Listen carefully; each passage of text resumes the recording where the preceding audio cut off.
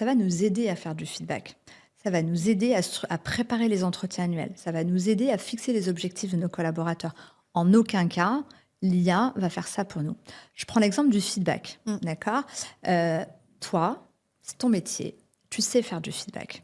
Si tu dois accompagner un manager, tu vas lui apprendre, tu vas lui montrer comment faire un bon feedback. Combien de managers tu avais dans ta boîte sont venus te voir pour faire du feedback avant de faire un feedback dégueulasse à un collaborateur? Parce qu'il savait pas faire, parce qu'il n'est pas venu te voir et parce qu'il n'a pas pris la peine de faire l'effort de se dire: «Ah tiens, comment on fait du feedback?» En fait, l'IA va venir pallier, un trou dans la raquette, en fait, et va Une pas faire le absence. feedback. En fait, il va pas faire le feedback, mais il va donner les points d'alerte au manager en lui disant, le manager, il va faire son prompt en disant: «J'ai telle situation, je dois faire du feedback, je sais pas comment faire». Attention, ceci n'est pas un prompt. Mais en gros, la demande, c'est ça.